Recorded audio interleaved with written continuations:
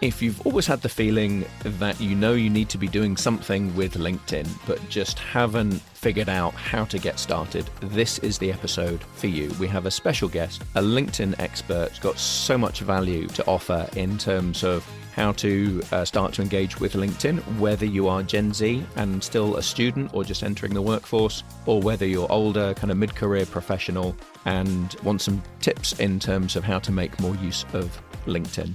The episode is split into two. We cover both those things, but I think there's advice in both sections that will benefit everyone, so stick around. Welcome to the Gen XZ Exchange. I'm Chris Perkins, Gen X parent, now 50-something empty nester. And I'm Lily Perkins, Gen Z career explorer. We swap insights on career choices, work and life in general. So whether you're a Gen X parent trying to figure out midlife's challenges, or a Gen Z young professional or student figuring out adulthood, you're in the right place. Because you are brand new to LinkedIn pretty much. Yes. If you were to give yourself a score out of 10 in terms of how confident you feel about what LinkedIn is and what you can use it for, how would you score yourself right now? Probably like a 4 in terms of actually making use of it, I would say. Okay, so I'll ask you again at the end and we'll see how much that changes with all of Sarah's advice. We have our first proper guest on the show, someone bringing huge expertise on LinkedIn and careers. She's been recognised by LinkedIn as a LinkedIn top voice. She's been a career coach, running her own business for 22 years. University guest lecturer on LinkedIn for students and graduates. Hosts a weekly career stories live session on LinkedIn. Writer of a series of workbooks for young people entering the world of work. And still finds time to run marathons and go paddleboarding. Sarah Burgess, welcome to the Gen XZ Exchange. Thank you so much. That sounds, it just sounds like it's not me. It's really cool. Thank you. You've got a pretty well optimized LinkedIn profile, so I can glean a lot of information from that. Yeah. So in addition to all of that marvelous stuff, tell us one thing about you that we couldn't know from reading your LinkedIn profile. Oh, that's tricky. I think the thing is, outside of work, most of my stuff is around kind of sport in some capacity. So I've got a triathlon booked, which Brilliant. I don't think I've posted about because I've done no training for it yet. So Have you done them before? no, first one. Okay. So Yeah. the running leg, you're going to be Running's cool fine. with. How are you feeling about the swimming and the biking? The thing is, I'm genuinely not bothered about the time because I just want to do it to see if I like it. So I know that I can do the distances, but kind of putting them all together with all the transitions, obviously that's the real unknown. So we'll see. Yeah, they're good fun. Lily and I used to do them. Oh, cool. So yeah, they're fun events. Well, Sarah, we got to know each other around 2008, 2010, when I was in a sales role at Fairplace, a small outplacement career coaching firm, and you were one of the career coaches there. Yes. And I think I'm right in saying that at that time, your specialization in LinkedIn came along later. How did that really come about? Yeah, so my background, kind of, if I look back at my corporate career, I was in a learning development role and then I managed a graduate program. And from there, I moved on to managing the global e-learning platform. So I always had an interest in kind of early careers and also how to use tech to kind of develop your career. And also work for the board at the same time, which was a really interesting combination because I could kind of see from a board perspective what they were looking at from graduates, and also I could see what graduates were looking for. So it was quite good being that sort of middle person. So when I was then at Fairplace, I was dealing mainly with kind of financial services, senior type people, and LinkedIn was just getting a bit more well known, I guess. And because I had that tech background, I just started getting interested in it. But I would say probably at that time, I mostly showed people how to use it. So it was kind of quite transactional. It wasn't the tool that it is now, definitely, because people didn't really post. It was literally a CV service and job search tool, really. And the sort of the engagement came a little bit later. And now I think you would say you're self-proclaimed LinkedIn geek. The volume of information you have to draw on is incredible. So it's just grown from that really ever since then. Before I did those roles in the corporate world, I was a business analyst. So I've always just been really interested in how things work. So I'll look at LinkedIn with a new enhancement, but kind of have it with the view of okay, someone's looking for a job. Is this feature going to help them? Is it not? So I'm always Mhm. kind of looking at the features and trying to figure out how that can be used in a practical kind of way. And there are just so many changes that, the average user couldn't possibly keep up with them. I think last year there were 270 new features. So Wow. far this year there's almost 100. And LinkedIn don't actually announce these changes very often. So I'm in a group of people in a community called Espresso Plus, where there's lots of LinkedIn experts in there. It's almost a sport, trying to spot Mhm. a new feature when it comes out. And I realise that makes me sound really quite geeky and sad, but yeah, it's quite cool finding a new feature, sharing it with everyone, talking about how that's going to work. So it's a really good source of information. Cool. Well, we want to pick your brains on all of that. So we thought we'd split the episode in two. So the first half will be about starting from scratch on LinkedIn. So if you're Gen Z, like Lily, a student or a new graduate, how can you get started? And then the second half is for someone that's maybe mid-career, a Gen Xer like me, has maybe used LinkedIn a bit, had a profile for a while, but feels they need to make more of it, might find themselves in sort of job search mode. So look at what we could be doing with that and why. But Lily, you're absolutely Sarah's ideal target audience for that first group, Gen Z, just starting out with LinkedIn. A blank canvas. You want to jump in with everything you want to know about how to get started? Yeah, so I guess for me, the main things I'm thinking, I only really made my LinkedIn account kind of recently, and at the minute, it's just kind of sitting there. And I think the main thing my generation would be curious to know for someone just starting out, like I say, as a blank canvas with few connections, you've never posted on it, where would be a good place for someone like me to start just getting their foot in the door? Okay.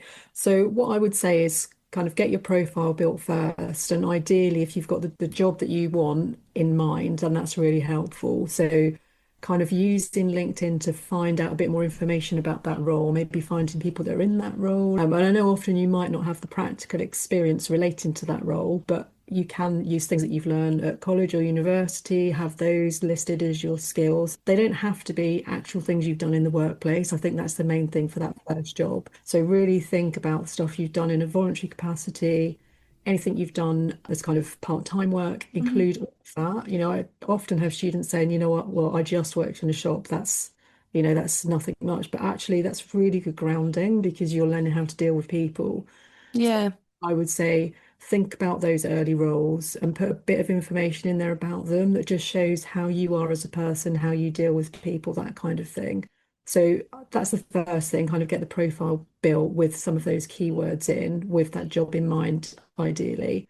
And then start to build connections. So think about obviously your friends, but your parents and your parents' friends and your friends' parents, if that makes sense. Because people that are already in work really like to help young people coming into the world of work. Yeah. Really tough at the moment. It is a really, really hard job market. So don't be afraid to connect to people and then start to think about engaging. So I don't mean posting to start with. I mean just kind of liking things. So, the odd like here and there, that just starts pushing your name out. People will start to see you coming up. And then longer term, think about posting it if you want to, but don't stress about it. I think the stats show about 1% of people post on LinkedIn. It's a really small number of people. So Wow. I would have thought it was more because I feel like the people that I know my age who have started using LinkedIn, I feel like they're like me and yeah, they're kind of like lurking in the shadows or they'll be like every day, boom, boom, boom. So yes, if it's 1%, that's kind of crazy. yeah, But that's interesting about what you're saying about like engaging with people even just a little bit or starting to form connections because I think that's another thing that I think my generation's a bit confused about is the kind of LinkedIn etiquette. Because obviously yeah, we have all our own standards and rules about if you follow someone on Instagram that you don't know very well, is that a bit weird? And yeah. same for Facebook or Snapchat or whatever. So the etiquette's obviously a bit different in that way, maybe. I think so, yeah. And I think you can start by following people if you'd rather not connect to them, because that's obviously much more passive. That person will probably see that you're following them and they'll probably be quite flattered. So that's Hmm. fine. So I would say to people, if it's people that you think, oh, they're not going to connect with me or I feel awkward about connecting, then follow them and they may well send you a connection request back. So yeah, I would kind of start that way. But generally, I think people do like to help people. So Yeah. I would just send a message to say, I'm looking for social media work and I can see that you're really successful. Would you mind connecting? Because I'm just trying to build up my network, that kind of thing. So trying to give a bit of a reason as to why you're connecting is helpful. Okay, cool. Yeah, so then they're not just going, who's this random person? Is I feel like people do on Instagram and TikTok and stuff. Yeah. I was just going to jump in there with something, Lily. Mhm. Sarah, do you remember when TikTok was getting shut down in the States and there seemed to be a bit of a migration of TikTokers to LinkedIn? And I think you could tell the difference, just in terms of the style, a lot of video Yeah. content. And I think that kind of stuff is still acceptable to some extent, isn't it? It's not necessarily TikTok Definitely. dances, Yeah. but people are posting really self-generated content about all sorts of aspects of their lives. And we've not quite got into Facebook territory, but it doesn't have to all be work-related, does it? Definitely not. And I find any post of mine that has got a personal element to it gets way more engagement than a LinkedIn tip, for instance, which I think, that's more helpful, surely. But, yesterday I posted about going in and running a session for a sixth form. And that's had quite good engagement compared to the LinkedIn tip that I shared on Monday that was really useful stuff. So I think people like to relate to things. And what I find is even the stuff, like mentioned in the LinkedIn tip, even though it hasn't got that much engagement visibly, I do get people referencing it in conversation or sending me a message to saying that's really helpful. Because lots of people just are reluctant to do anything on LinkedIn. They are generally just lurking. Maybe they're worried that their employer's going to see them liking a job search tip and think that means they're looking for a job. So they're worried about that. So there's all sorts of reasons for people not engaging. But yeah, the slightly more personal stuff does seem to get more engagement because people can relate to you. Yeah. Yeah, and that's maybe a bit different to Instagram, Lily, in terms of it's not all about the likes and the instant reactions. People will Yeah. still see the content. I think it's true as well because I remember we were talking about your little like unboxing video and you said that one did really well and that was a bit more of showing your personality instead of talking directly about like your coaching and stuff like that. It's Yeah, probably nice to have a bit of a little bit of a mix. definitely. Yeah. Yeah. Yeah. And I think knowing where your boundaries are as well. So Yeah. somebody, one of my contacts in America, actually, Annette, she asked me a question once was, what's your view on the three Ps? And I'm like, what do you mean? So she said she always splits her posts into professional, personal, and private. And, what are you prepared to share? And I thought, actually, that's quite a good mix because professional, yes, Mhm. that's LinkedIn stuff. Personal, yes, that might be about, sometimes I write about my kids and their kind of struggles through getting work, that kind of thing. So that's quite personal. I always get their permission, obviously. But then there's other stuff that's private that I wouldn't ever share. But some people do share that really private stuff, kind of traumas they've been through. And Mm. for a reason they want to share it. Maybe that is part of their recovery, or maybe they want to kind of relate to other people. But I think if you have your own kind of boundaries, I think that's really helpful. The three Ps, that's definitely something people could take forward onto all kind of social media Yeah, platforms, I think. But I think especially for LinkedIn where you have employers yeah, looking at your stuff, it's good to have exactly. boundaries, like you said. You mentioned it's not necessary to be on there every single day straight away.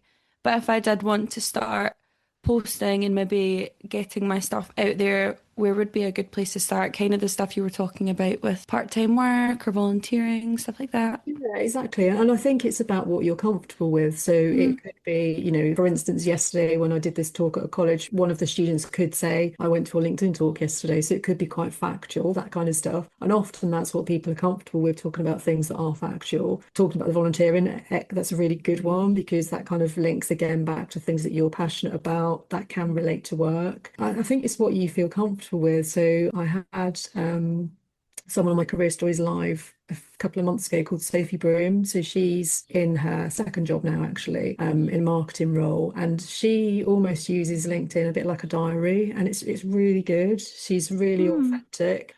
She talks about the struggles of finding a job, how many interviews she went through. She's had to relocate for work, so she kind of documents it. It is almost like a diary. And I really like that. It feels genuinely authentic, Yeah. and lots of people are relating to her. She's just got just over 2,000 followers now, and she's really pleased with that. And she talks that she loves her LinkedIn community. And when I got in touch with her because I just came across her post, I can't even remember how I came across it.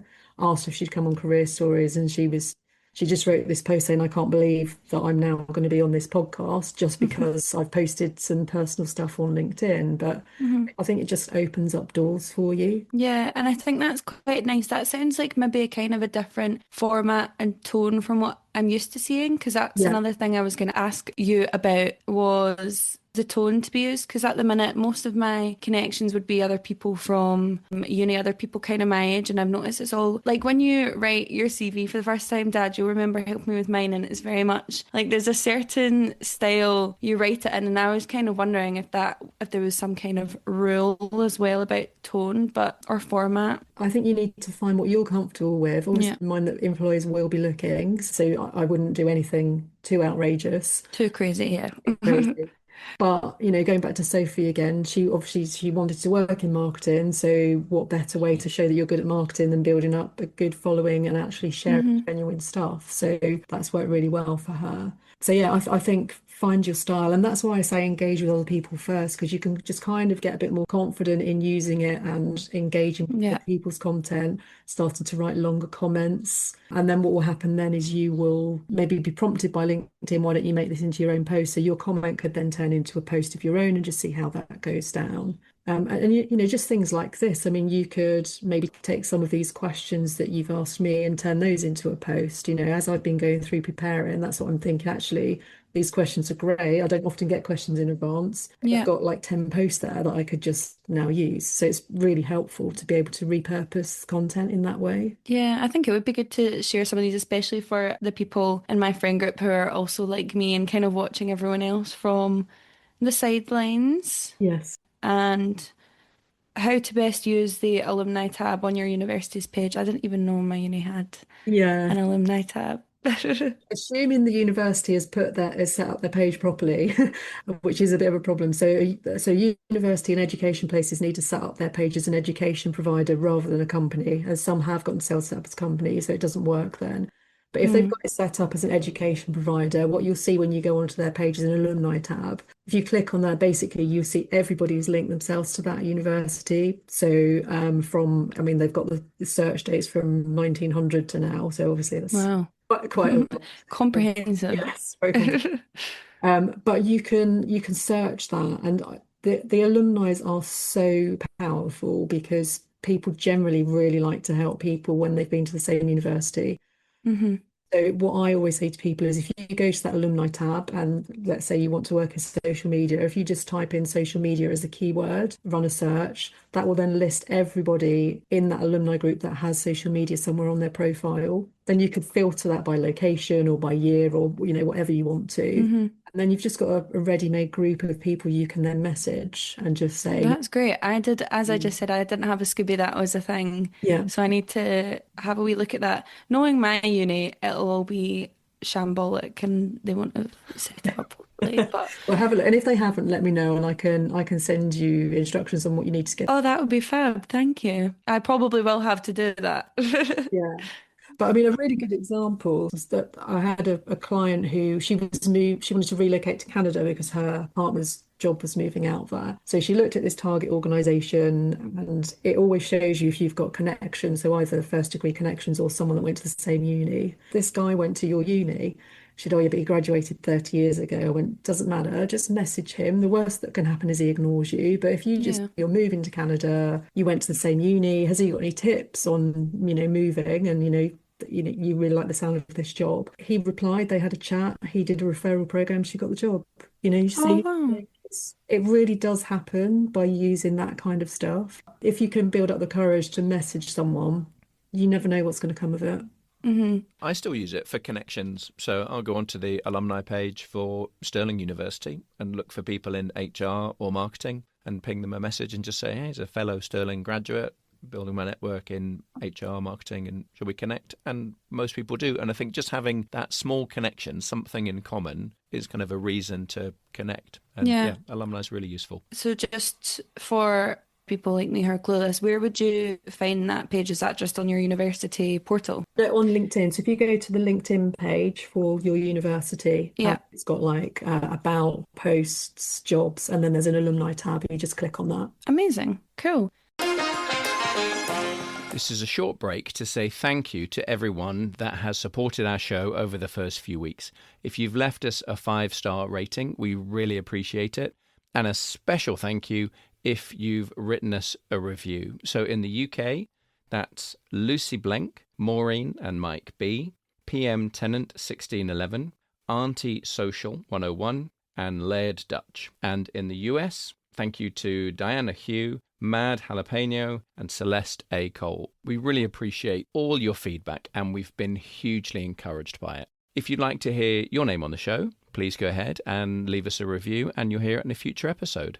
Now, back to the show. Coming on to your sessions for smart students, mention how LinkedIn can help with your study as well. So what's one thing to do in that area? So I would say if you're doing a degree in whatever topic, so let's say my son, so he was studying music.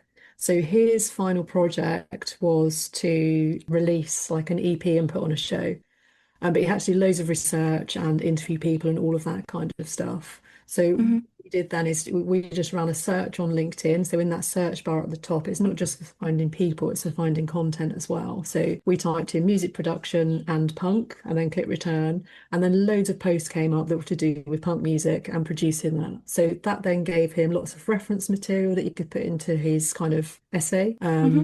Different ideas, and it's all really up-to-date information. So you're just getting kind of access to industry information that is right up to date, really relevant, that you can then reference in all of your work. And similarly, he found people on there that he then interviewed as part of his project. So he got in touch with them, arranged Zoom calls. It definitely wasn't easy for him. He found it really difficult to kind of approach people. But after he'd done it times and then ran those sessions, and then he ended up with like a high merit at the end, which he definitely wasn't expecting, because he had used LinkedIn really well with my guidance, obviously, to do that. So Yeah.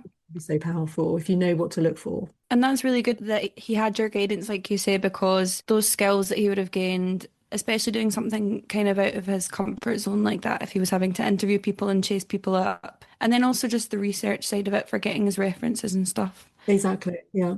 Yeah. Because you will start to stand out. And, if you can start to build connections in that industry whilst you're studying, you might end up having a good referral for job opportunities later on. I know we've spoke about this, Dad, but obviously I'd love to hear Sarah's perspective, because there's been a massive spike in AI usage on LinkedIn. And I think for people who are new to LinkedIn, and then I guess all of us are kind of new to AI as well, is there kind of an acceptable amount of AI that's to be used? How likely are employers to pick up on the fact that you've maybe written something with AI? What are the kind of guidelines for using AI in a way that's helpful and not going to be kind of holding you back?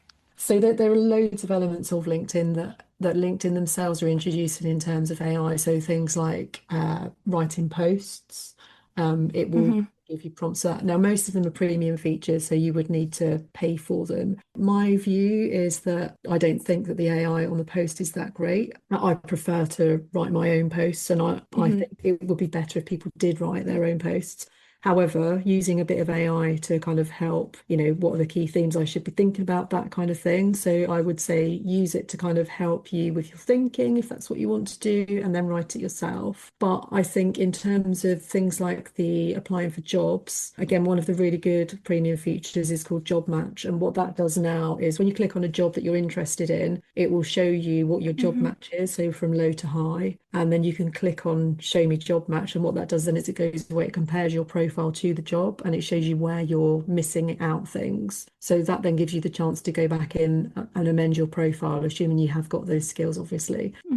I think that's really good use. So I would definitely, yeah, that's handy. It's really useful. But as I said, that is a premium feature. So that is there. I mean, I guess you could do that outside if you really wanted to. You could put the job description and your profile into ChatGPT or something and ask that to compare. Nice having it built in. So yeah, I saw actually Dad tagged me in your post about your workbooks, and they looked really great. So I was wondering if you wanted to maybe share a little bit more with us about them.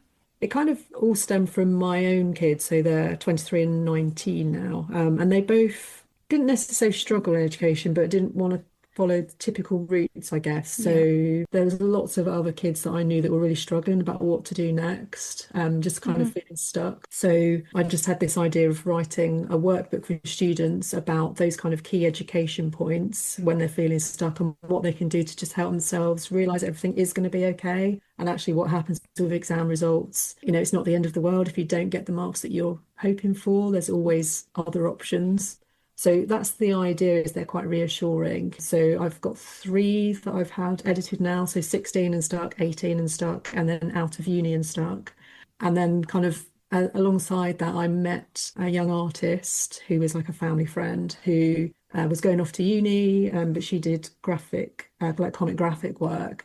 And I was also involved in a writing group where we had like a micro story competition. We had to write a story of 300 words, sorry. So I wrote this story about a 16-year-old that didn't know what to do next, which seemed to resonate with quite a lot of people. So parents saying, I recognise my child, or students saying, yeah, that's me. And then I got Ellie, I asked Ellie if she would kind of put it into a comic format for me, which she did. And she's done the same for the other 2 stories now that I've got. I just think it works really well because I'm getting a young person's viewpoint on my story. I'm getting her interpretation of it in the pictures that she's drawing, and hopefully that means that it's quite relatable. So I guess that's like the hook at the beginning of the book that goes through the story. And then it just works through a number of exercises to help people identify things they've liked over their life, things they haven't liked, what kind of skills they've got. So quite practical skills. The idea is that there'll be hard copies that people are physically writing them rather than online. Yeah, so that's the books really. So they're all edited, and my next job is to look for publishing options. Amazing. Yeah, because the wee bit that I saw on LinkedIn, I thought the drawings, like you say, it did really depict it really well. I liked that you could get a sense of all the anxiety, because that was very relatable. I think in a couple of years I'm going to have to be using that out of uni one. Oh yeah, so what was that? We're going to do is it the smart students? Yeah, so I do a LinkedIn for Smart Student session. So either one-to-one or in groups, or I've just released a digital course actually as well. So and what this does is it just talks you through your profile and all of the key fields and why they're important. And again, those kind of tips again about things like using the alumni, finding people that are doing the job you want to do, all of that kind of stuff. And I know you do parent consultations as well, Sarah, if parents want to guide their kids on career choices. If people want more details on all of these things, where can they go to find out more? Best place is my LinkedIn page, but otherwise my website, which I guess we can put links on. We'll put those in the show notes, yeah. Yeah. Terrific. Such good advice. I think even for people sort of in the middle of their career, what you've covered still applies in many instances in terms of how to make the most out of LinkedIn. If we fast forward 20 years to someone who's got, say, a CV, some work experience to show, and they probably set up a LinkedIn profile at some point, but haven't really used it, done anything with it. And now they're maybe a bit worried about job security, or they've maybe had some bad news and been told about a layoff, and they find themselves back in the job market, having to make sense of LinkedIn all of a sudden. What would you say to them are the essential things to get them started with its job search capabilities? So I think, as I said about the students, is have that next job in mind. So what is it that you're looking for next? Making sure your profile is optimized for that. Yeah, kind of keywords, sentences, that kind of thing. But then outside of the profile, I would say the network is so important. The job market is definitely harder than I've ever seen it in all the time I've been doing this work. So yeah, it's really important to keep in touch with people, tell them what you're looking for. As I keep saying, people really generally do like to help people. So if you let people know what it is you're looking for, not directly asking them for a job, but if you see something like this, would you mind letting me know, that kind of thing. And just, being kind of brave, I guess, with asking for introductions to people. You really don't know where it's going to end up. I'm definitely trying to do that a bit more myself, because I kind of thought, I always tell people this, but actually, do I do it myself? And I have started doing it, and it's coming up with some really good results, actually. Because I think people just have a view of you in their mind that you're all happy and secure, but actually, if you tell them this is how I want to progress, this is what I'm looking for, then they're going to help. Yeah, and it is a networking platform, isn't it? So Exactly. People are on there sort of expecting to make connections, but equally, I think, expecting to receive them. And yeah, I've been really encouraged with connections I've made, people I wouldn't have thought would be interested in connecting with me, and they do. Not everyone does, but Yeah, you that's keep exactly. connecting, liking, commenting on people's posts, and build those relationships. Exactly. And I remember a few years ago, Chris, I think you asked me for something, and I was like, "Oh, maybe you should talk to my aunt because she's up relatively near you, Yeah, and you can yeah, do that was her." after a layoff. Yeah, Yeah, yeah, yeah. Had a great conversation and have been connected ever since. Yeah. yeah, I know with some of your coaching work, you talk about people saying, well, I just can't see the point. Like, why yes. bother? What do you say to them to help them see the value in and being more active on LinkedIn? Yeah, I think that is definitely the most common thing that I have that people say, I don't like social media, I don't have a Facebook account, I don't want to share what I've eaten for breakfast, I can't see the point. So I would say almost every client I work with says that. So I always say, don't worry about posting. You don't have to post, but find content that's relevant to your expertise. So I don't know, maybe two or three things that are really relevant to you. Use that search bar to find those posts that are Hmm. generally going to be people outside of your network, and then just start liking those things. So, if it's to do with, say, sustainability, run a search for that, like the odd post, because that means then every time your name is going to pop up in people's newsfeed, so roughly 5% of your connections will see that you've liked something. Right. So they'll just see your name starting to pop up. And if they look at what you've liked, then they'll see that it's linked to you. So they're just building up that picture of you. You're kind of creating your brand, I guess, in a Hmm. sense, because you're always being consistent with what it is you're liking. And that will then mean that people start looking at your profile because they'll think, oh, why is that person liking that thing? Have a look at their profile. The author might look at your profile. So LinkedIn will really like that because you've got people outside of your first degree connections looking at your profile. Yeah. So that in turn helps you get found easier by recruiters or headhunters. So the more active you can be, the more likely you are to be found by people running searches. And then once you feel comfortable doing that, then move on to commenting. So, just, short comments. I mean, ideally, if they can be 10 words or more, because LinkedIn will kind of think you're trying to start a conversation. Hopefully, the author will respond to you or at least like your comment. Hmm. But again, you're just starting to show your expertise in a bit more depth, I guess, then. And as you get more confident, you could write longer, you could be controversial if you want to. Again, it depends on what you're happy with doing. And then eventually you might then think, oh, I can write a post on this topic now because it kind of builds that confidence up. And then I always say, congratulate people who've got new roles, share posts for people looking for work because it's really kind. Yeah. And also, you never know where they're going to end up. They might end up somewhere and suddenly a vacancy comes up and then they remember you. So I would say that's the point. Absolutely. That is such a great explanation as to why you should engage for all of those reasons. Yeah, And I know when I've looked at some of my stats, I think about maybe 65% of my profile views come from commenting, yeah, not posting, yeah. just by being out there and people are interested in maybe what you have to say, or they wonder, why you might be responding to someone else's post, but it gets you that visibility. Yeah. Exactly. And you're getting visibility from people that wouldn't normally come across you Yeah. because some of the authors' contacts are going to see your comment. Hmm. So then they're going to be thinking, oh, who's this person? Should I connect with them? So you're just widening your reach by doing that. Yeah. Terrific. Right, two slightly controversial topics. The first, the green open to work banner. Yeah. I know you're an advocate for it, Yeah. but I think there's a popular misconception that if you use it, it makes you look desperate and that recruiters are automatically going to disregard you. What's your take on it? Yeah, I mean, I completely disagree with recruiters going to disregard you. Yeah, so there's two ways of using open to work. So absolutely, definitely, even if you're really happy in your work, have open to work set up for recruiters only, which means nobody else can see it. Right. Only people that have LinkedIn Recruiter can see this, and have it set up with your dream job. So, if you're happy in your work and you're not looking, but have it set up because what happens when recruiters or headhunters are running searches, they'll put in the job title they're looking for and the location, all of the skills, that kind of thing. And then quite often they will tick the button that says show me people who are open to work. And I think the stats show something like 70% of headhunters use that button.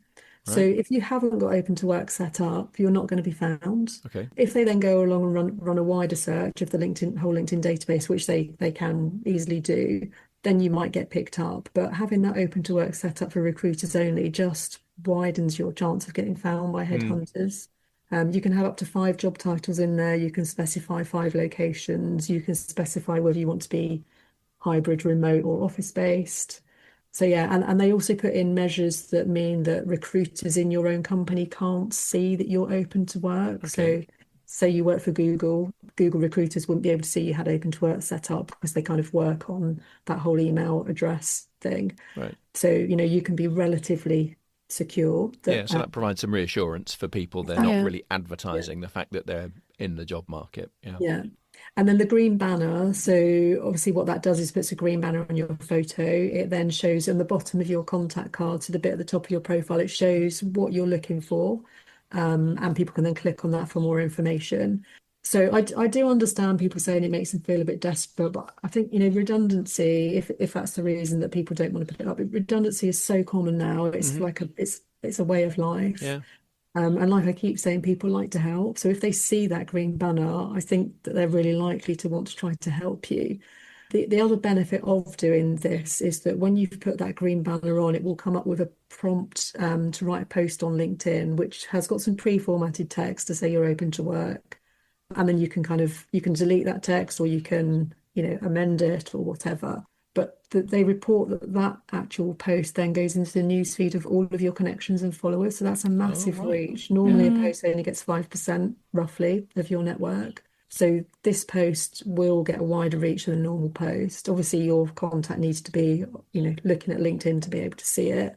But you generally find people that do use that post get quite a lot of engagement on that post. Lots of people like it, lots of people share it, lots of people say, this is the best person I've ever worked with or whatever, because people like to help. Yeah. Oh, that is something I never knew. That's really handy for grads and stuff as well, I Exactly. think.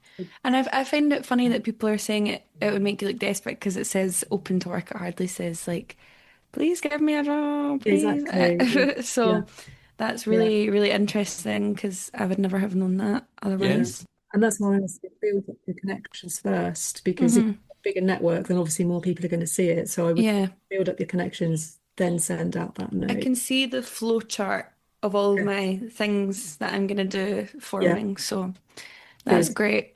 And Woo. just on how recruiters use LinkedIn, Sarah, I know a lot of people are in the job market at the moment because of layoffs and all sorts of other things. And I know of a couple of friends who've been looking for quite a while because it is a really tough market. And I've heard people talk about whether you should put a current role. If you finished your last employed role several months ago, that Yeah. there seems to be some kind of advantage if you kind of create a bit of a fictional role, for yourself as Yeah. open to work, but you put the job titles in that you're seeking, Yeah, and that that's right. somehow helps with recruiters. Is that right? Yeah, so again, the way that the recruiters and headhunters run their searches is they will often click the button that says show me people currently in this role. So Right. obviously if you're not in a role, you're not then going to get found. So what the advice is from the headhunters that I speak to regularly is to set up another experience section. So not a career break, but set up a career experience. And in the job title, you have 120 characters. So if you're looking for maybe 2 or 3 different possible roles, you could put all of those job titles in there, Hmm. just kind of separate them all with commas or whatever you want to separate them. And then in the employer, if you just write seeking next opportunity, something like that. But then importantly, in the description area, I would add a bit of text that just says, currently seeking my next role. Here are my most recent achievements or something like that. And just put in a bit of text there because that experience section is so important for headhunters. When they Hmm. see your profile in LinkedIn Recruiter, it's a bit different to how it is on the LinkedIn screen. So they'll just see your name in your name, your photo, your headline, one line of the about section, but then they'll see all of your experience for the last 3 roles. Right. So if you created a fictional role, you want to make the most of that description area and kind of optimize it with Yeah. those sentences that I was talking about earlier. That is such a great insight in terms of if you're not doing that, you're Yeah, potentially invisible to a lot of recruiters exactly. who are Yeah. looking for people currently doing the job that you're Yeah. seeking. Brilliant. And then the second kind of controversial topic, which we touched on briefly earlier, is LinkedIn Premium. Obviously, Yeah, LinkedIn want people to subscribe, they do. particularly if you are between jobs and, maybe having to keep an eye on finances. It's an additional cost. If you're a student, like Lily and her friends, it's an additional cost. Yeah. Hmm. What do you think is worth it, and at what level for going for any of the premium services? Yeah, so the problem with it now is what is happening is all the really good features are premium features. So I understand from a business point of view, that's how LinkedIn are kind of making their money. It is frustrating when it's job seekers that are having to pay for premium. So what I would say is if you haven't taken out premium before, then take out the free trial. You get 30 days for free. You do Right. have to put in your card details, but they generally are pretty good at telling you when the amount's going to come out so you can cancel it. I would say cancel it when you get to the end of 30 days, if you do intend to continue it, because often you'll get an offer that says maybe you can have 2 months at half price, something like Ah, that. nice. So definitely do that. Obviously, there's no guarantee, but that seems to be what happens. So yeah, I think at any level really, because there are things in there like the job match that I've talked about. Mm, Like on company pages, you can see insights information about the company. So that gives you kind of their growth over the last 2 years, how long people typically stay there, recent hires, that kind of information. So that's available. And there's also this thing called actively hiring within Premium that will just show you if you run a search for, say, social media and people, and then people that are actively hiring, that will give you a list of everyone that's actively hiring. right. And then you can see the roles that they're advertising Yeah, for. really And good then, filter. yeah, so it's a really good filter. Those roles might not be in the job search. So you're kind of getting access there to a bit more information. Superb. And again, those are the things that could make the difference in terms of you being kind of Yes, first in to see new roles coming up, or just the insights that you can gather from those additional features. And exactly. Yeah, potentially, if you are lucky enough to get an offer, you could have 3 months worth of LinkedIn Premium at least a reduced rate. And yeah, that could go a good way to sort of filling the gap perhaps between roles. Yeah. yeah. Great advice. Thank you. And just finally, is there anything that we haven't already talked about, perhaps some of the less well-known features that you think are really good for people to know about? Up till recently, I would have said interview prep, but because what happened there is you got a number of interview questions, you record yourself, and then you get AI feedback, but that's gone. I've heard from someone inside LinkedIn that they're working on something better, so that should be Right. back later in the year. So fingers crossed that happens. Mm-hmm. And I guess things like just the ability that you can go in and track someone's entire career path, I think is really quite amazing. So, if you've got an aspiration to be like a film director or something, you can go in, find those people, and then see how they've got there. And it just gives Yeah. you ideas. So I think that kind of practical stuff, I think is really, really useful. That has been so amazing. Thank you so much for sharing your expertise with us. So many useful things that will work for both generations, I think. Yeah. I feel like that. I definitely feel a lot less, I think, intimidated Oh, good. by it. So that's maybe given me a little kick up the bum because now I don't have the excuse of not knowing anything and being clueless. Yep. But I do actually feel quite motivated now to get on there and Oh, good. backtrack a little bit and like figure out what I've done where and when. So yeah, thank you very much for that because before I was kind of like I said, just lurking, but Yeah, I I think don't want to be a really lurker moving. anymore. Yeah. Oh, good. I'm glad. And you've got time on your side, Lily, 2 years to go to start to build that Yeah, that's audience, what I to was understand the thinking. features, think about, okay, From all my pals that are graduating at the minute, they've kind of started. Obviously, we're all the same age. We've all started at the same age, but because I've got the benefit of having gone back to do an extra 2 years, I'm kind of thinking, okay, so if I really build my profile up and get everything looking nice, and then maybe I try and get myself 3 months of premium at a discounted rate when I yeah. graduate. Um, Exactly. Yeah. And building those connections now is so useful. yeah. And just connecting to, the right people, I guess. So Hmm. one of my friend's sons had been let down about a job really close to his due date to start. And I wrote a post about him and my son at the same time, and that had so many impressions, it was ridiculous. Hmm. But so many people are offering help. And I think if you can build a reputation as someone that's kind of giving information, then people will definitely pay you back. Yeah.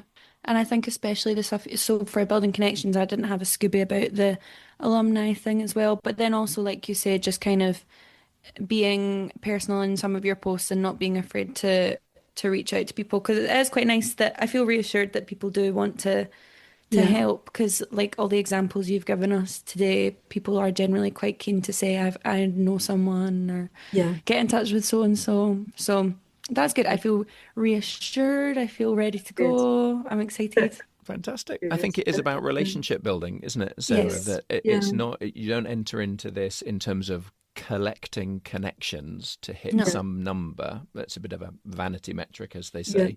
It's about building relationships with people. So giving your expertise, offering to yeah, help where you can, and that kind of comes back to you when you need to tap yeah, into that goodwill with other people.